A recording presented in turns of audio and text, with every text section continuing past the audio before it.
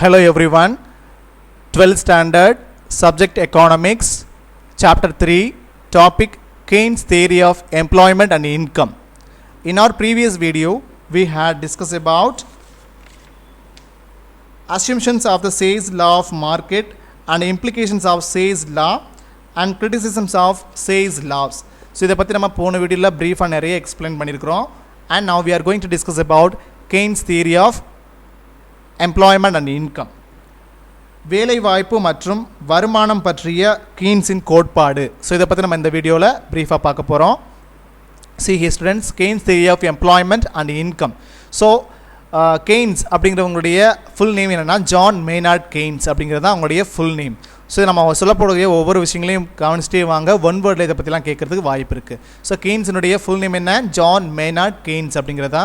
So Keynes book, so அவர் எழுதின ஒரு புக்கினுடைய நேம் என்ன அப்படின்னு சொல்லி பார்த்தோன்னா the general theory of employment, interest and money. So the general theory of எம்ப்ளாய்மெண்ட்னா என்ன சொல்லுவோம் அப்படின்னு சொன்னால் வேலைவாய்ப்பு, வட்டி மற்றும் பணம் பற்றிய பொது கோட்பாடு. ஸோ வேலைவாய்ப்பு, வட்டி மற்றும் பணம் பற்றிய பொது கோட்பாடு அப்படிங்கிற ஒரு புக்கை தான் நம்ம என்ன பண்ணியிருக்கிறாரு, கெய்ன்ஸ் அவர்கள் வந்து பப்ளிஷ் பண்ணியிருக்கிறாரு. எப்போ, என்ன இயரில் அப்படின்னு சொல்லி பார்த்தோன்னா 1936. ஸோ கெய்ன்ஸ் எழுதின புக் என்ன அப்படின்னு சொல்லி கேட்டாங்கன்னா ஒன் வேர்டில் எதுவும் கேட்கறதுக்கு வாய்ப்பு இருக்குது. So Keynes theory of employment, interest and money அப்படிங்கிற ஒரு புக்கை தான் என்ன பண்ணியிருக்கிறாரு 1936 எழுதியிருக்கிறாரு. ஸோ புக் நேம் கேட்கலாம், என்ன இயரில் எழுதியிருக்காங்கன்னு பப்ளிஷ் பண்ணாங்கன்னு கேட்கலாம், ஸோ அவருடைய ஃபுல் நேம் கேட்கலாம். ஸோ 3 ஒன் வேர்டு கேட்குறதுக்கு இதில் வாய்ப்பு இருக்குது, பார்த்துக்கோங்க.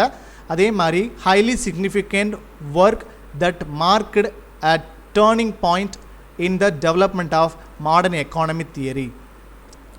ஸோ இந்த புக்கினுடைய கருத்துக்களை வந்து அந்த காலகட்டங்களில் 1936 அந்த காலகட்டங்களில் ரொம்ப இம்பார்ட்டண்ட்டாக highly significant work that marked a turning பாயிண்ட்டாக இருக்குது, ரொம்ப திருப்பு முனையை கொண்ட ஒரு விஷயமாக இருந்திருக்குது. ஸோ அதே மாதிரி இந்த development of modern economic theory. So இருக்கக்கூடிய அந்த டைமில் ஸோ இந்த மாடர்ன் எக்கானமிக் தியரியில் ஸோ ரொம்ப முக்கியமான ஒரு டெவலப்மெண்ட்டாகவும் ஒரு டேர்னிங் பாயிண்ட்டை கொண்ட ஒரு விஷயமாகவும் செயல்பட்டு இருந்திருக்கு. யாரோட கோட்பாடு அப்படின்னு சொன்னால் அந்த ஜென்ரல் தியரி ஆஃப் எம்ப்ளாய்மெண்ட், அந்த புக் இன்ட்ரெஸ்ட் அண்ட் மணி அப்படிங்கிற புக்கில் கெய்ன்ஸ் அவர்கள் எழுதின புக் வந்து ரொம்ப ரொம்ப முக்கியத்துவம் வாய்ந்ததாகவும் ரொம்ப டேர்னிங் பாயிண்ட்ஸை கொண்ட ஒரு புக்காகவும் ஸோ மாடர்ன் எக்கானமிக் தியரியில் ரொம்ப டெவலப்மெண்ட்டை கொண்டு வந்த ஒரு புக்காகவும் இருந்திருக்கு அப்படிங்கிறது நமக்கு தெரிய வருது. அதே மாதிரி theory of Keynes was against the belief of classical economist. அதே மாதிரி கெய்ன்ஸினுடைய தியரி வந்து எப்படிப்பட்டது அப்படின்னு சொல்லி பார்த்தோன்னா எகெயின்ஸ்டாக தான் இருந்திருக்கு. எதற்கு எகெயின்ஸ்டாக இருந்திருக்கு? நம்ம முதல்ல பார்த்த அந்த கிளாசிக்கல் எக்கானமிஸ்டினுடைய பிலீஃப்ஸு, ஸோ அவங்களுடைய பிரின்சிபிள்ஸு, ஸோ இதெல்லாத்திற்கும் எதிர்மாறாக தான் இருந்திருக்குது. யாரோட தியரினா இந்த கெய்ன்ஸ் அவர்களுடைய தியரி. புரியுதா? So market forces in capitalist economy adjust themselves to attain equilibrium. So ஒரு முதலாளித்துவ பொருளாதார அமைப்பில் சந்தை சக்திகளே மாற்றங்களை ஏற்படுத்தி சமநிலையை உருவாக்கும் அப்படிங்கிறத நம்பினாங்க. யார் அப்படின்னு சொல்லி பார்த்தோன்னா இந்த கிளாசிக்கல் எக்கானமிஸ்ட். ஸோ என்ன சொல்கிறாங்க, ஸோ இந்த மார்க்கெட் ஃபோர்ஸஸ் இருக்கு இல்லையா, ஸோ அதில் இந்த கேபிட்டலிஸ்ட் எக்கானமி இருக்குது பாருங்கள், இதுவே மாற்றத்தை உருவாக்குது அப்படின்னு சொல்லி சொல்கிறாங்க. எதற்கு அப்படின்னு சொன்னால் என்னன்னு சொல்லி சொல்கிறாங்கன்னா ஒரு முதலாளித்துவ பொருளாதார ஒரு அமைப்பில் சந்தை சக்திகள், அதாவது மார்க்கெட் ஃபோர்ஸஸ் என்ன பண்ணுது அப்படின்னு சொல்லி சொன்னால் மாற்றங்களை ஏற்படுத்தி ஒரு ஈக்லிபிரியமாக உருவாக்குது. அதாவது ஈக்லிபிரியம் மீன்ஸ் என்னது, அட்டைன் ஈக்லிபிரியம்னா ஒரு சமமான ஒரு சூழ்நிலையை உருவாக்குது அப்படின்னு சொல்கிறாங்க. ஸோ ஒரு பொருளாதார அமைப்பில் சந்தை சக்திகளே மாற்றங்களை ஏற்படுத்தி சமநிலையை உருவாக்கும் அப்படிங்கிற ஒரு கான்செப்டை யார் நம்பினாங்க? இந்த கிளாசிக்கல் எக்கானமிஸ்ட் நம்பினாங்க. ஸோ இந்த நம்பிக்கைக்கு எதிரான விஷயங்கள் தான் யாரோடதாக இருந்தது அப்படின்னு சொன்னால் அந்த கெய்ன்ஸ் அவர்களுடைய கூற்றாகவும் அவங்களுடைய தியரியாகவும் இருந்தது அப்படின்னு சொல்லி சொல்கிறோம். So Keynes not only criticised classical economist. So என்ன பண்ணலை, கிளாசிக்கல் எக்கானமிஸ்டினுடைய அவங்கள மட்டும் என்ன பண்ணலை, அவங்க கிரிட்டிசைஸ் பண்ணல, but also advocated his own theory of employment. So அவங்கள கிரிட்டிசைஸ் பண்ணுறது மட்டும் இல்லாமல் இவங்க வேலை வாய்ப்புக்குன்னே தனியாக வந்து என்ன பண்ணுறாங்க, ஒரு புதிய கோட்பாடை, ஒரு புதிய தியரியை என்ன பண்ணாங்க நமக்காக ப்ரொவைட் பண்ணியிருக்கிறாங்க. ஸோ அதை நிறைய திருத்தங்களை கொடுத்து நிறைய மாற்றங்களை கொடுத்து யாரோட தியரியிலேருந்து, இந்த கிளாசிக்கல் எக்கானமிஸ்டினுடைய தியரியிலேருந்து, அவங்களுடைய பிலீஃப்லேருந்து நிறைய மாற்றங்களை கொடுத்து என்ன பண்ணியிருக்கிறாங்க, ஓனாக ஒரு தியரியை கொண்டு வந்திருக்கிறாங்க. ஸோ எம்ப்ளாய்மெண்ட்டுக்காக, ஸோ வேலை வாய்ப்பு பற்றின ஒரு புது தேரியை நமக்கு என்ன பண்ணியிருக்கிறாங்க, நமக்கு கொடுத்துருக்குறாங்க. யார்? ஜான் மெய்னார்ட் கெய்ன்ஸ் அவர்கள். ஸோ அதே மாதிரி Keynes theory was a general theory. So எப்படி கால் பண்ணுறோம் கெய்ன்ஸினுடைய தியரி அப்படின்னு சொன்னால், ஒரு பொதுமை கோட்பாடாக நம்ம என்ன பண்ணுறோம், கால் பண்ணுறோம். ஸோ பொதுவான ஒரு கோட்பாடு, சரியா? So as it tried to explain all types of situation. So இவருடைய கோட்பாடு எப்படிப்பட்டதாக இருந்ததுன்னா, எல்லா விதமான சூழ்நிலைக்கும் தகுந்த மாதிரி, ஸோ இருக்கக்கூடிய எந்த விதமான சூழ்நிலையாக இருந்தாலும் அது எல்லாத்தையுமே என்ன பண்ண முடியும், பொருந்துறது மாதிரி என்ன பண்ணியிருக்கிறாரு, அவருடைய கொள்கைகளை ஏற்றிருக்கிறாரு. So that is not only equilibrium level. So அந்த சமம் இருக்கு இல்லையா, ஸோ எதை சொல்கிறோம், சமம் சொல்கிறோம்.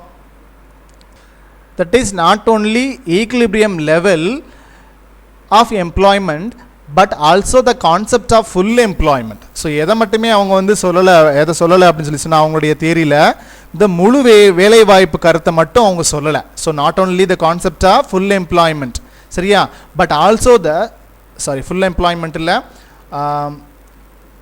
Not only equilibrium level of employment சொல்லி சொல்கிறாங்க. ஸோ அது மட்டும் இல்லை, ஈக்லிபிரியம் லெவல் ஆஃப் எம்ப்ளாய்மெண்ட்டை பற்றி மட்டுமே சொல்லலை அவர், but also the concept of full employment, முழு வேலைவாய்ப்பை பற்றியும் சொல்லியிருக்கிறாரு. As well as the possibility of underemployment, குறைந்த வேலை நிலை. ஸோ இதை பற்றியும் சொல்லியிருக்கிறாரு. ஸோ ஃபுல் எம்ப்ளாய்மெண்ட் பற்றியும் சொல்லியிருக்கிறாரு, குறைந்த வேலை நிலை பற்றியும் சொல்லியிருக்கிறாரு, அதே மாதிரி சமநிலை பற்றியும். ஸோ எம்ப்ளாய்மெண்ட் பற்றின ஒரு சமநிலை பற்றியும், முழு வேலைவாய்ப்பு கருத்தை மட்டும் இல்லாமல் குறைந்த வேலை நிலையை பற்றியும் சொல்லியிருக்கிறாரு, அதே மாதிரி ஈக்லிபிரியம் லெவலை பற்றியும் சொல்லியிருக்கிறார். இந்த மாதிரி எல்லா விஷயங்களையும் என்ன பண்ணியிருக்கிறாரு, அவர் எக்ஸ்பிளைன் பண்ணியிருக்கிறாரு. So Keynes theory of employment was based on the view of short run. So அதே மாதிரி கெய்ன்ஸினுடைய கருத்துக்களை வந்து குறுகிய காலத்தை அடிப்படையாக கொண்டு என்ன இருந்துச்சு அப்படின்னு சொல்கிறாங்க. ஸோ கெய்ன்ஸினுடைய தியரி வந்து theory of employment was based on the view of short run. So குறுகிய கால அடிப்படையில் தான் அவருடைய கருத்துக்கள் வந்து என்ன பண்ணியிருந்தது, கொண்டிருந்தது அப்படின்னு சொல்லி சொல்கிறாங்க. According to him, the factors of production such as capital goods, supply of labor, technology and efficiency of labor remains unchanged while determining the level of employment. So நம்ம வந்து எம்ப்ளாய்மெண்ட் லெவலை, ஸோ வேலைவாய்ப்பு அளவை வந்து நம்ம தீர்மானிக்கப்படும் போது, டிட்டர்மைன் பண்ணும்போது எதெல்லாம் ரிமைன்ஸ் அன்சேஞ்சாக இருக்குது அப்படின்னு சொல்லி பார்த்தோம்னா, நிறைய விஷயங்கள், அதாவது ஃபேக்டர்ஸ் ஆஃப் ப்ரொடக்ஷனாக கருதக்கூடிய கேபிட்டல் குட்ஸ் ஆகட்டும், சப்ளை ஆஃப் லேபர் ஆகட்டும், டெக்னாலஜிலே ஆகட்டும், அதே மாதிரி எஃபிஷியன்சி ஆஃப் லேபர் ஆகட்டும், இதில் எதுலேயுமே எந்த விதமான சேஞ்சஸையும் நம்ம உணர்றதில்லை அப்படின்னு சொல்லிட்டு என்ன பண்ணுறாங்க, அது எந்த டைமில் இந்த லெவல் ஆஃப் எம்ப்ளாய்மெண்ட் அப்படிங்கிற ஒரு விஷயத்தை நம்ம தீர்மானிக்கும் போது. ஸோ லெவல் ஆஃப் எம்ப்ளாய்மெண்ட் என்னது, வேலைவாய்ப்பினுடைய அளவீடுகளை நம்ம என்ன பண்ணுறது, தீர்மானிக்கப்படும் போது இந்த மாதிரியான நிறைய ஃபேக்டர்ஸ் ஆஃப் ப்ரொடக்ஷன்ஸில் இருக்கக்கூடிய நிறைய விஷயங்களை வந்து என்ன பண்ணுறது இல்லைன்னா எந்த விதத்துலையும் சேஞ்ச் ஆகுறதில்ல அப்படின்னு சொல்கிறாங்க. ஸோ ஜான் மெய்னார்ட் கெய்ன்ஸை பற்றின ஒரு சிறு விளக்கம் கொடுத்துருக்குறாங்க பாருங்கள். Was one of the most influential economist of the 20th century. So 20th centuryயில் என்ன பண்ணியிருக்காங்க, ரொம்ப இன்ஃப்ளூயன்ஷியல் எக்கானமிஸ்ட்டாக யார் இருந்திருக்கிறாங்க, ஜான் மெய்னார்ட் கெய்ன்ஸ் வந்து இருந்திருக்கிறாரு. He was born in Cambridge in 1883. என்ன பண்ணியிருக்கிறாரு, எங்கே பிறந்திருக்கிறாருன்னா கேம்பிரிட்ஜில் இன் 1883 என்ன பண்ணியிருக்கிறாரு, பார்ன் ஆகியிருக்காரு. In addition to his work as an economist he held position as civil servant. என்ன பண்ணியிருக்கிறாரு, சிவில் சர்வெண்ட்டாகவும் ஒர்க் பண்ணியிருக்கிறாரு. ஸோ பொருளாதார அறிஞராக செயல்பட்டுருக்கிறதுக்கு மூலியமாக அது மட்டும் இல்லாமல் ஒரு சிவில் சர்வெண்ட்டாகவும் ஒர்க் பண்ணியிருக்கிறாரு. Civil servant director of Bank of England, அது மட்டும் இல்லாமல் பேங்க் ஆஃப் இங்கிலாந்தில் ஒரு டைரக்டராகவும் செயல்பட்டுருக்கிறாரு. And leader of British delegation of negotiators at the Bretton Woods conference at point in his career. என்ன பண்ணிருக்காரு, பிரிட்டன் வுட் மாநாட்டில் ஒரு முக்கிய முடிவுகளை எடுக்கக்கூடிய ஒரு குழுவுக்கு தலைவராக பொறுப்பேற்றிருந்திருக்காரு. யார், இந்த John Maynard Keynes. So Bretton Woods கான்ஃபரன்ஸில் முக்கியமான ஒரு பாயிண்ட்ஸை எடுத்திருக்கக்கூடிய ஒரு குழுவில் முக்கியமான தலைவராக அவர் என்ன பண்ணியிருக்காரு, பதவியேற்று பங்கு வகித்திருக்காரு. So economic theory based on his idea is known as Keynesian economics. So அந்த மாதிரி அவர் சொல்லியிருக்கக்கூடிய அந்த தியரியை பேஸ் பண்ணி தான் என்ன பண்ணியிருக்கிறாங்க, அவருடைய ஐடியாவை பேஸ் பண்ணி சொல்லியிருக்கக்கூடிய அந்த தியரியை எப்படி கால் பண்ணுறாங்கன்னா கெய்னிசியன் எக்கானமிக்ஸ் அப்படின்னு சொல்லி என்ன பண்ணுறாங்க, கால் பண்ணுறாங்க. And remain highly influential today. So அவர் சொல்லியிருக்கக்கூடிய அந்த கருத்துக்கெல்லாம் ரொம்ப ரொம்ப முக்கியத்துவம் வாய்ந்ததாக இன்றைக்கி நாளில் திகழுது. அதே மாதிரி particularly in the field of macroeconomics. So பேரியல் பொருளாதாரத்தில் ரொம்ப ரொம்ப முக்கியத்துவம் வாய்ந்ததாக இந்த கெய்னிசியன் எக்கானமிக்ஸ் வந்து ரொம்ப ரொம்ப முக்கியத்துவம் வாய்ந்ததாக இருக்குது அப்படின்னு சொல்லி சொல்கிறாங்க. தென் அடுத்ததாக எஃபெக்டிவ் டிமாண்ட் பற்றி நம்ம பார்க்க போகிறோம். ஸோ எஃபெக்டிவ் டிமாண்ட் ஆனது விளைவு தேவை அப்படிங்கிறத பற்றி சொல்கிறாங்க. ஸோ விளைவு தேவைனா என்ன அப்படின்னா, the starting point of Keynes theory of employment and income is the principle of effective demand. So the employment and income அப்படிங்கிற ஒரு கெய்ன்ஸினுடைய ஒரு தியரி இருக்கு இல்லையா. ஸோ எம்ப்ளாய்மெண்ட் அண்ட் இன்கம் அப்படிங்கிறது தான் யாருடைய ஒரு தியரியாக இருக்குது, கெய்ன்ஸ் அவர்களுடைய தியரியாக இருக்குது. ஸோ அந்த வேலை வாய்ப்பு மற்றும் வருமானம் பற்றிய கெய்ன்ஸினுடைய ஆரம்ப புள்ளி தான் எது அப்படின்னு சொல்லி பார்த்தோன்னா, அந்த ஸ்டார்டிங் பாயிண்ட் தான் எது அப்படின்னு சொல்லி பார்த்தோன்னா இந்த பிரின்சிபிள்ஸ் ஆஃப் எஃபெக்டிவ் டிமாண்ட் அப்படிங்கிற ஒரு விஷயம். ஸோ அதாவது விளைவு தேவை அப்படிங்கிற ஒரு விஷயம். சரியா. ஸோ யாரோட ஒரு ஸ்டார்டிங் பாயிண்ட் அப்படின்னு சொல்லி சொல்கிறாங்கன்னா இந்த கெய்ன்ஸ் தியரியினுடைய, அதாவது எம்ப்ளாய்மெண்ட் அண்ட் இன்கம் அப்படிங்கிற இந்த கெய்ன்ஸ் தியரியினுடைய ஸ்டார்டிங் பாயிண்ட் தான் எது அப்படின்னு சொன்னால் அந்த எஃபெக்டிவ் டிமாண்ட், அதாவது பிரின்சிபிள்ஸ் ஆஃப் எஃபெக்டிவ் டிமாண்ட் அப்படிங்கிற ஒரு விஷயம். So effective demand denotes effective demand அப்படிங்கிறது எதை டினோட் பண்ணுது நமக்கு சொல்லுது அப்படின்னு சொன்னால் மணி ஆக்சுவலி ஸ்பெண்ட், எவ்வளோ பணம் வந்து நம்ம ஆக்சுவலாக செலவு பண்ணுறோம் அப்படிங்கிற ஒரு விஷயத்தை நமக்கு டினோட் பண்ணக்கூடியது தான் எது அப்படின்னு சொன்னால் அந்த எஃபெக்டிவ் டிமாண்ட் அப்படிங்கிறது. So by the people on products of industry. So தொழிற்சாலையிலேருந்து வரக்கூடிய அந்த பொருட்களை வாங்கி யூஸ் பண்ணுறதுக்காக ஆக்சுவலாக செலவு பண்ணக்கூடிய அந்த அமௌண்ட்டு தான் நம்ம என்னென்னு சொல்கிறோம், எஃபெக்டிவ் டிமாண்ட் அப்படிங்கிறத சொல்கிறோம். The money which entrepreneurs receive is paid in the form of, என்ன பண்ணுறோம், ஸோ இப்போ ஒரு தொழில் முனைவர் இருக்காருன்னா அவர் என்னென்ன எப்படிலாம் வந்து பணமாக வந்து நிறைய விஷயங்களை வந்து என்ன பண்ணுறாரு, பே பண்ண வேண்டிய ஒரு சூழ்நிலை நிறைய விஷயங்கள் இருக்கும். எதன் மூலியமாலாம் பணமாக செலுத்துகிறாருன்னா அதற்கு ஒரு ஆண்டர்ப்ரனர் வந்து ஒரு ரெண்ட்டு செலுத்துகிறாரு, அதே மாதிரி வேஜஸ் கொடுக்குறாரு, இன்ட்ரெஸ்ட் பே பண்ணுறாரு, அதே மாதிரி ப்ராஃபிட் கிடச்சிது அப்படின்னு சொன்னால் அந்த ப்ராஃபிட்டையும் எப்படி கொடுக்குறாருன்னா மணி அப்படிங்கிற ஒரு ஃபார்மில் தான் என்ன பண்ணுறாரு, அவர் பே பண்ணுறாரு. சரியா. ஒரு வாடகையாக இருந்தாலும் ஒரு கூலியாக இருந்தாலும் வட்டியாக இருந்தாலும் அதே மாதிரி ஏதாவது கிடைக்கக்கூடிய அந்த லாபத்தை ஆகட்டும் எல்லாமே எப்படி கொடுக்குறாங்கன்னா ஒரு ஃபார்ம் ஆஃப் மணி. ஸோ மணி அப்படிங்கிற ஃபார்மில் தான் என்ன பண்ணுறாங்க, அதை பே பண்ணுறாங்க.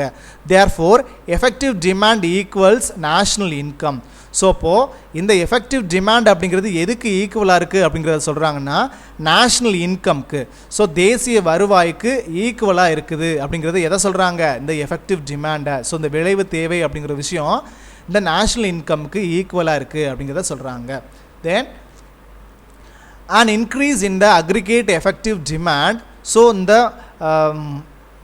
மொத்த தேவை வந்து எப்படி இருக்குது, இந்த மொத்த அக்ரிகேட் எஃபெக்டிவ் டிமாண்ட் என்னது, இந்த மொத்த தேவை வந்து would increase the level of employment. So இந்த மொத்த தேவையினுடைய இன்க்ரீஸ் இருக்கு இல்லையா, அதாவது அக்ரிகேட் எஃபெக்டிவ் டிமாண்டினுடைய இன்க்ரீஸ் வந்து எதை இன்க்ரீஸ் பண்ணுதுன்னு சொல்கிறாங்க, increase the level of employment. So வேலை வாய்ப்பினுடைய அளவை வந்து எதை இன்க்ரீஸ் பண்ணுது, இந்த அக்ரிகேட் எஃபெக்டிவ் ஆஃப் டிமாண்ட் அப்படிங்கிற ஒரு விஷயம் இன்க்ரீஸ் பண்ணுது. அதாவது மொத்த விளைவு தேவை வந்து எதை இன்க்ரீஸ் பண்ணுதுன்னு சொல்கிறாங்க, இந்த லெவல் ஆஃப் எம்ப்ளாய்மெண்ட்டை. ஸோ வேலையினுடைய அளவை வந்து என்ன பண்ணுது, அதிகப்படுத்துது அப்படின்னு சொல்லி சொல்கிறாங்க. ஒருவேளை a decline in the total effective demand. So இந்த டோட்டல் எஃபெக்டிவ் டிமாண்ட் என்னது, இந்த விளைவு தேவை வந்து எப்போ வந்து டிக்ளைன் ஆகுதோ, டிக்ளைன் என்னது டிக்ரீஸ் ஆகுறது. சரியா. ஸோ அது டிக்ரீஸ் ஆகுதோ டிக்ளைன் ஆகுதோ would lead to unemployment. அங்கே என்ன கிரியேட் ஆகுதுன்னு சொல்கிறாங்க, வேலை இல்லாத நிலை, வேலை இல்லாத ஒரு பிரச்சனை, ஒரு சிக்கல் அங்கே தோன்றுறது அப்படின்னு சொல்கிறாங்க. ஸோ இப்போது இந்த எஃபெக்டிவ் டிமாண்ட் வந்து டிக்ளைன் ஆச்சுன்னா அங்கே வேலை இல்லாத ஒரு நிலை, வேலை இல்லாத ஒரு சிக்கல் தோன்றுறதுன்னு சொல்கிறோம். அதுவே இந்த வேலை எஃபெக்டிவ் டிமாண்ட் வந்து இன்க்ரீஸ் ஆச்சுன்னா அங்கே என்ன இன்க்ரீஸ் ஆகுதுன்னு சொல்கிறாங்க, லெவல் ஆஃப் எம்ப்ளாய்மெண்ட்டும் இன்க்ரீஸ் ஆகுது. சரி. அந்த வேலை வாய்ப்பும் என்ன ஆகுது, இன்க்ரீஸ் ஆகுது அப்படின்னு சொல்கிறாங்க. Therefore the total employment of the country. So ஒரு நாட்டினுடைய மொத்த வேலை வாய்ப்பு அப்படிங்கிறது can be determined with the help of total demand of the country. So அந்த கண்ட்ரினுடைய மொத்த தேவை தான் என்ன பண்ணுது, இந்த மொத்த நாட்டினுடைய வேலை வாய்ப்பை டிட்டர்மைன் பண்ணக்கூடிய ஒரு விஷயமா இருக்குது அப்படின்னு சொல்கிறாங்க. ஸோ அந்த நாட்டினுடைய மொத்த தேவை தான் எதை தீர்மானிக்குதுன்னு சொல்கிறாங்க, மொத்த வேலை வாய்ப்பை தீர்மானிக்கிறதா சொல்கிறாங்க. புரியுதா? So according to the Keynes theory of employment, effective demand signifies the money spent on consumption of goods and services and on investment. So இந்த கெய்ன்ஸுடைய தியரியில் எம்ப்ளாய்மெண்ட் பற்றி என்ன சொல்லியிருக்காரு அப்படின்னு சொன்னால், இந்த கெய்ன்ஸ் தியரி ஆஃப் எம்ப்ளாய்மெண்ட்டில் என்ன சொல்லியிருக்காருன்னா, எஃபெக்டிவ் டிமாண்ட் வந்து எதை சிக்னிஃபைஸ் பண்ணுதுன்னா, the money spent on consumption of goods and services and on investment. So ஒரு குட்ஸை வாங்கி நுகர்றதுல, ஸோ எவ்வளோ குட்ஸ் அண்ட் சர்வீஸை நம்ம வாங்கி யூஸ் பண்ணுறோமோ, அல்லது எவ்வளோ பணத்தை வந்து நம்ம ஏதாவது ஒரு விஷயத்தில் இன்வெஸ்ட்மெண்ட் பண்ணுறோமோ, அதுக்கு செலவு பண்ணக்கூடிய அந்த தொகை இருக்கு இல்லையா, ஸோ அதை தான் நம்ம என்னென்னு சொல்கிறோம், இந்த எஃபெக்டிவ் டிமாண்டை க்ரியேட் பண்ணக்கூடிய ஒரு விஷயமா இருக்குது. புரியுதா? ஸோ எவ்வளோ கன்சியூம்ஷன் பண்ணுறோம் குட்ஸ் அண்ட் சர்வீசஸை, அல்லது எவ்வளோ வந்து நம்ம இன்வெஸ்ட்மெண்ட் பண்ணுறோம், முதலீடு செய்கிறோம் அப்படிங்கிறது இருக்கு இல்லையா, ஸோ அதற்கெல்லாம் ஆகக்கூடிய அந்த செலவுகளை தான் நம்ம என்ன சொல்கிறோம், எதை சிக்னிஃபைஸ் பண்ணுது, இந்த எஃபெக்டிவ் டிமாண்டை சிக்னிஃபைஸ் பண்ணக்கூடிய விஷயமா இருக்குது. The total expenditure is equal to, so இந்த மொத்த செலவு வந்து எதுக்கு ஈக்குவலாக இருக்குன்னா, to the national income. So எதுக்கு ஈக்குவலாக இருக்குது, இந்த மொத்த செலவு வந்து தேசிய வருவாய்க்கு சமமாக இருக்குது அப்படின்னு சொல்லி சொல்கிறாங்க. அதே மாதிரி which is equivalent to national output, அதே மாதிரி தேசிய உற்பத்திக்கும் என்ன இருக்குது, சமமாக இருக்குது. ஸோ தேசிய வருவாய்க்கும் தேசிய உற்பத்திக்கும் எது சமமாக இருக்குது, ஈக்குவலாக இருக்குன்னா, இந்த டோட்டல் எக்ஸ்பெண்டிச்சர் ஈக்குவலாக இருக்குது அப்படின்னு சொல்லி சொல்கிறாங்க. அதே மாதிரி the relationship between employment and output. So இதற்கு இடையில் இருக்கக்கூடிய அந்த ரிலேஷன்ஷிப்பை, எம்ப்ளாய்மெண்ட்டுக்கும் வேலை வாய்ப்புக்கும் அந்த வெளியீடு அவுட்புட்டுக்கும் இருக்கக்கூடிய அந்த ரிலேஷன்ஷிப்பை of and economy depends. So இந்த பொருளாதாரத்தில் எதை டிபெண்ட் பண்ணியிருக்குது இந்த எம்ப்ளாய்மெண்ட்டும் அவுட்புட்னு பார்த்தோன்னா, upon the level of effective demand which is determined by the forces of aggregate supply and aggregate demand. So எதை பேஸ் பண்ணியிருக்கு அப்படின்னு சொன்னால், இந்த எம்ப்ளாய்மெண்ட்டும் அவுட்புட்டும் economy depends upon level of effective demand. So இந்த பொருளாதாரம் எதை பேஸ் பண்ணியிருக்குன்னா, இந்த எஃபெக்டிவ் டிமாண்டை பேஸ் பண்ணி தான் இருக்குது. ஸோ அதனுடைய வேலை வாய்ப்பாகட்டும், அதனுடைய நம்ம மணி ஸ்பெண்ட் பண்ணக்கூடிய விஷயமா இருக்கட்டும், எல்லாமே எதை பேஸ் பண்ணியிருக்குன்னா, இந்த எஃபெக்டிவ் டிமாண்ட் பேஸ் பண்ணியிருக்குன்னு சொல்கிறோம். Which is determined by the forces of aggregate supply. So மொத்த அளிப்பு மற்றும் மொத்த தேவை, ஸோ இது எல்லாத்தையும் ஃபோர்ஸ் பண்ணக்கூடிய ஒரு விஷயம் தான் எதுன்னு சொல்லி சொல்கிறோன்னா, அந்த எஃபெக்டிவ் டிமாண்ட் அப்படின்னு சொல்லி சொல்கிறோம். புரியுதா? ஸோ மொத்த அளிப்பை அதிகப்படுத்தக்கூடியது, அதே மாதிரி மொத்த தேவையை அதிகப்படுத்தக்கூடிய ஒரு விஷயம் தான் எது அப்படின்னு சொல்லி சொன்னால், இந்த விளைவு தேவை, அதாவது எஃபெக்டிவ் டிமாண்ட் சொல்கிறோம். அதே மாதிரி அதுக்கு ஒரு ஃபார்முலா கொடுத்துருக்காங்க. அந்த எஃபெக்டிவ் டிமாண்டை வந்து எப்படி வந்து டினோட் பண்ணுறது, காட்டுறதுன்னா, y is equal to C + I is equal to output is equal to employment. So இதுலேருந்து நமக்கு கிடைக்கக்கூடியதான் எது அப்படின்னு சொல்லி பார்த்தோன்னா, எஃபெக்டிவ் டிமாண்ட் அப்படின்னு சொல்லி சொல்கிறோம். So yield is equal to consumption plus investment is equal to output எவ்வளோ, அதே மாதிரி இஸ் ஈக்குவல் டு எம்ப்ளாய்மெண்ட். இது நம்ம கிடைக்கிறதா இது எஃபெக்டிவ் டிமாண்ட் சொல்கிறோம். So effective demand determines the level of employment in the economy. Effective demand வந்து எதை டிட்டர்மைன்ஸ் பண்ணுதுங்கிற நம்ம முதலே சொல்லிட்டோம், லெவல் ஆஃப் எம்ப்ளாய்மெண்ட்டை. ஸோ வேலைவாய்ப்பினுடைய அளவை வந்து தீர்மானிக்கக்கூடிய ஒரு விஷயமாக தான் எது இருக்குன்னா, அந்த எஃபெக்டிவ் டிமாண்ட் விளைவு தேவை இருக்குதுன்னு சொல்கிறோம் இன் த எக்கானமி, நம்மளுடைய பொருளாதாரத்தில். When effective demand increases employment will increase. So நம்மளுடைய இந்த விளைவு தேவை வந்து எப்போல்லாம் இன்க்ரீஸ் ஆகுதோ, ஸோ இந்த டிமாண்ட் வந்து எப்போ இன்க்ரீஸ் ஆகுதோ, வேலை வாய்ப்பு என்ன ஆகுது, நமக்கு ஆட்டோமேட்டிக்காக இன்க்ரீஸ் ஆகுது. When effective demand decrease, so இந்த நமக்கு தேவை வந்து எப்போ வந்து டிக்ரீஸ் ஆகுதோ, நமக்கு குறையுதோ, தேவையினுடைய அளவு வந்து எப்போ குறையுதோ, the level of employment will decline. அதே மாதிரி நமக்கு வேலை வாய்ப்பினுடைய அளவும் நமக்கு குறைவாக தான் இருக்குது. ஸோ இப்படி தான், சரியா? த effective demand will be determined. So நம்மளுடைய எஃபெக்டிவ் டிமாண்ட் வந்து, அதாவது விளைவு தேவை வந்து நமக்கு எதை தீர்மானிக்குது அப்படின்னு சொன்னால், பை 2 டிட்டர்மினன்ட்ஸ், 2 விதமான தீர்மானங்களை நமக்கு கொடுக்குது. Namely consumption and investment. 2 விதமான டிட்டர்மினன்ட்ஸை நமக்கு என்ன பண்ணுது, டிட்டர்மைன் பண்ணுது. எது, இந்த எஃபெக்டிவ் டிமாண்ட் வந்து நமக்கு 2 விதமான டிட்டர்மினன்ட்ஸை கொடுக்குது. ஒன்று கன்சியூம்ஷன் அண்ட் இன்னொன்று இன்வெஸ்ட்மெண்ட். 2 விதமான டிட்டர்மினன்ட்ஸை நான் தீர்மானிக்கக்கூடிய ஒரு விஷயமா எது இருக்குது, இந்த எஃபெக்டிவ் டிமாண்ட் இருக்குது. அதே மாதிரி எக்ஸ்பெண்டிச்சர். சரியா? த கன்சியூம்ஷன் ஃபங்க்ஷன், த நுகர்வு செயல்பாடு வந்து எதை டிபெண்ட்ஸ் பண்ணியிருக்குது அப்படின்னு சொன்னால், நம்ம வந்து ஒரு பொருளை வாங்கி யூஸ் பண்ணுறோம் இல்லையா, கன்சியூம்ஷன் பண்ணுறோம் இல்லையா, அதனுடைய செயல்பாடு எதை வந்து பேஸ் பண்ணியிருக்கு, சார்ந்திருக்கு அப்படின்னு சொன்னால் upon income of the people. So அவங்க ஒவ்வொரு மக்களினுடைய வருமானத்தை பொறுத்து தான் அதனுடைய கன்சியூம்ஷனும் நுகர்வும் இருக்கும் அப்படின்னு சொல்கிறாங்க. And marginal propensity to consume, அதே மாதிரி எந்த அளவுக்கு அவங்க வந்து கன்சியூம் பண்ணுவாங்க அப்படிங்கிற ஒரு அளவு வந்து எதை பேஸ் பண்ணியிருக்குது, அவங்களுடைய இன்கம் லெவல் இருக்கு இல்லையா, ஸோ அதை பேஸ் பண்ணி தான் என்ன இருக்குது, அவங்களுடைய கன்சியூம்ஷன் ஃபங்க்ஷன் இருக்கும் அப்படின்னு சொல்கிறாங்க. அதே மாதிரி according to Keynes, so Keynes அவர்கள் வந்து என்ன இது மூலியமாக தெரியப்படுத்துகிறாங்கன்னா, இஃப் இன்கம் இன்க்ரீசஸ், ஒருத்தனுடைய வருமானம் இன்க்ரீஸ் ஆகுது அப்படின்னு சொன்னால் கன்சியூம்ஷன் வில் ஆல்சோ இன்க்ரீஸ். ஆட்டோமேட்டிக்காக என்ன ஆகும்னு சொல்கிறாங்க, அவங்களுடைய வாங்கி நுகரக்கூடிய அந்த சக்தியும் என்ன ஆகுது, ஆட்டோமேட்டிக்காக இன்க்ரீஸ் ஆகுது. But by less than the increase in income, ஒருவேளை இப்படியும் நடக்கிறதுக்கு வாய்ப்பு இருக்குது. அவங்களுடைய வருமானம் உயர்கிற அதே நேரத்தில் என்ன இல்லை, அவங்களுடைய நுகர்வு விகிதம் இருக்கு இல்லையா, அவங்களுடைய கன்சியூம்ஷன் ரேஷியோ இருக்கு இல்லையா, ஸோ அது வந்து ஒரு சில நேரத்தில் இன்க்ரீஸ் ஆகிறதுக்கு வாய்ப்பு இல்லை இப்படியும் சொல்கிறாங்க. ஸோ கெய்ன்ஸ் அவர்கள் வந்து வருமானம் அதிகரிக்கும் போது அவங்களுடைய கன்சியூம்ஷன் லெவலும் இன்க்ரீஸ் ஆகும்னு சொல்கிறாங்க. ஒருவேளை இப்படியும் நடக்கிறதுக்கு வாய்ப்பு இருக்குது. வருமானம் அதிகரித்தா கூட அவங்களுடைய இன்கம் வந்து லெவல் வந்து இன்க்ரீஸ் ஆனால் கூட அவங்களுடைய கன்சியூம்ஷன் லெவல் என்ன ஆகாதுங்கிறாங்க, இன்க்ரீஸ் ஆகாது ஒரு சில நேரங்களில். இப்படி தான் என்ன சொல்கிறாங்க, அவங்களுடைய சூழ்நிலைக்கு தகுந்த மாதிரி அந்தந்த எல்லா விதமான சூழ்நிலைக்கும் பொருந்தக்கூடியதாக தான் இருக்குது. எது அப்படின்னு சொல்லி பார்த்தோன்னா இந்த கெய்ன்ஸ் அவர்களுடைய கோட்பாடு. சரியா? The rate of interest and marginal efficiency of the capital determine the investment levels.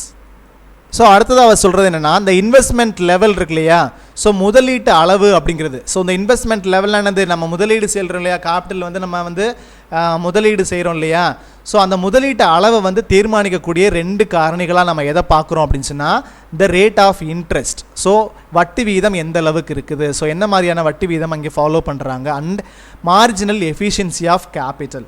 So அதே மாதிரி மார்ஜினல் எஃபிஷியன்சி ஆஃப் கேபிட்டல்னா என்னது, மூலதனத்தினுடைய இறுதிநிலை ஆக்கத்திறன் அப்படின்னு சொல்லுவோம். So marginal efficiency of capital அப்படின்னு சொன்னால் மூலதனத்தினுடைய இறுதிநிலை ஆக்கத்திறன்.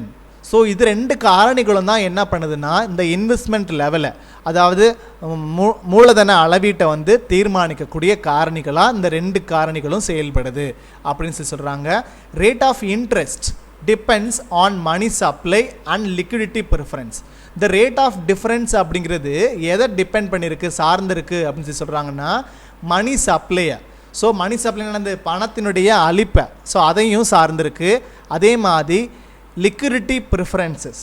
ஸோ லிக்விடிட்டி ப்ரிஃபரன்சஸ் அப்படின்னு சொன்னால் என்னது அப்படின்னு சொல்லி பார்த்தோன்னா பணத்தின் ரொக்க இருப்பு விருப்பம். ஸோ பணத்தினுடைய ரொக்க இருப்பு விருப்பம் அப்படிங்கிறது தான் என்னது, இந்த லிக்விடிட்டி ப்ரிஃபரன்ஸ் அப்படிங்கிறது. ஸோ இப்போ இந்த ரேட் ஆஃப் இன்ட்ரெஸ்ட் வந்து எதை சார்ந்து இருக்குதுன்னு சொல்கிறாங்கன்னா பண அளிப்பையும் இந்த ரொக்க இருப்பு விருப்பத்தையும் சார்ந்து இருக்குது அப்படின்னு சொல்கிறாங்க. அதே மாதிரி Keynes has given importance to the concept of liquidity preference. So Keynes அவர்கள் வந்து எதுக்கு ரொம்ப இம்பார்ட்டன்ஸ் கொடுத்துருக்குறாங்க அப்படின்னு சொல்லி சொன்னால், the concept of liquidity preferences, அதாவது ரொக்க இருப்பு விருப்பம் அப்படிங்கிற ஒரு கான்செப்ட் இருக்கு இல்லையா, ஸோ அதுக்கு ரொம்ப இம்பார்ட்டன்ஸ் கொடுத்துருக்குறாங்க யாருன்னா கெய்ன்ஸ் அவர்கள்.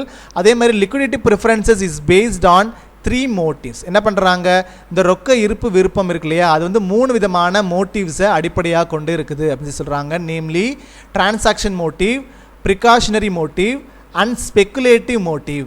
ஸோ அதே மாதிரி டிரான்சாக்ஷன் மோட்டிவ்னா என்னது, பேர நோக்கம் அப்படின்னு சொல்லுவாங்க. டிரான்சாக்ஷன் மோட்டிவ்னா என்னது, பேரம் பேசுறதுன்னு சொல்லுவோம் இல்லையா, ஸோ அதே மாதிரி பேர நோக்கம் சொல்கிறது. ப்ரிகாஷனரி மோட்டிவ்னா என்னது, முன்னெச்சரிக்கை நோக்கம் அப்படின்னு சொல்லுவாங்க. அதே மாதிரி ஸ்பெக்குலேட்டிவ் மோட்டிவ்னா என்னது, ஊக நோக்கம். இந்த மாதிரியான 3 விதமான மோட்டிவ்ஸை அடிப்படையாக கொண்டு தான் எது செயல்படுதுன்னா இந்த லிக்விடிட்டி ப்ரிஃபரன்சஸ் இருக்குது அப்படின்னு சொல்கிறாங்க. அதே மாதிரி எம்இசினா என்ன சார் அப்படின்னு சொல்லி பார்த்தோன்னா, இந்த மார்ஜினல் எஃபிஷியன்சி ஆஃப் கேபிட்டல் அப்படிங்கிற ஒரு விஷயத்தை நம்ம என்னன்னு சொல்லி சொல்கிறோம், எம்இசின்னு சொல்லி ஷார்ட் ஃபார்மில் சொல்கிறோம். இந்த MEC depends on 2 factors namely. So இந்த எம்இசி அப்படிங்கிற ஒரு விஷயம் வந்து எது டிபெண்ட் பண்ணியிருக்குது அப்படின்னு சொல்லி பார்த்தோன்னா 2 ஃபேக்டர்ஸை ரெண்டு விதமான காரணிகளை டிபெண்ட் பண்ணி இருக்குது. இந்த மார்ஜினல் எஃபிஷியன்சி ஆஃப் கேபிட்டல் அப்படிங்கிற ஒரு விஷயம் ரெண்டு விதமான ஃபேக்டர்ஸை டிபெண்ட் பண்ணியிருக்குது அப்படின்னு சொல்கிறாங்க. Namely prospective yield of capital, asset and supply price of capital. So இந்த ரெண்டு காரணிகளை டிபெண்ட் பண்ணி தான் என்ன இருக்குன்னா இந்த எம்இசி, அதாவது மார்ஜினல் எஃபிஷியன்சி ஆஃப் கேபிட்டல் வந்து டிபெண்ட் பண்ணி இருக்குது. ஸோ இந்த ப்ராஸ்பெக்டிவ் ஈல்ட் ஆஃப் கேபிட்டல் அப்படின்னு சொன்னால் என்னென்னா மூலதன சொத்திலிருந்து கிடைக்கக்கூடிய வருமானம். இதுதான் என்னது இந்த ப்ராஸ்பெக்டிவ் ஈல்ட் ஆஃப் கேபிட்டல். மூலதன சொத்திலிருந்து கிடைக்கக்கூடிய வருமானம் இதான் என்னது இந்த prospective yield of capital asset and supply price of capital, மூலதனத்தினுடைய அளிப்பு விலை. ஸோ இந்த ரெண்டு காரணிகளையும் டிபெண்ட் பண்ணி தான் எது இருக்குன்னு சொல்கிறாங்க இந்த மார்ஜினல் எஃபிஷியன்சி ஆஃப் கேபிட்டல் அப்படிங்கிற ஒரு விஷயம் சார்ந்திருக்குது அப்படின்னு சொல்லி என்ன பண்ணுறாங்க நமக்கு தெரியப்படுத்துகிறாங்க. ஸோ இதுதான் நமக்கு என்னது கீன்ஸினுடைய கோட்பாடுகளில் சொல்லியிருக்கக்கூடிய விஷயங்கள். அதே மாதிரி அவங்களுடைய எஃபெக்டிவ் டிமாண்ட் அப்படிங்கிற ஒரு விஷயத்தில் என்ன பண்ணியிருக்கிறாரு கெய்ன்ஸ் இந்த மாதிரி நிறைய மேட்டர்ஸ் வந்து நமக்கு சொல்லியிருக்கிறாரு. ஸோ அதில் இவ்வளோ ஸ்டூடெண்ட்ஸ் இதில் ஏதாவது டவுட்ஸ் இருந்தால் என்னோட நம்பருக்கு கால் பண்ணி கிளியர் பண்ணிக்கோங்க. And till then bye students.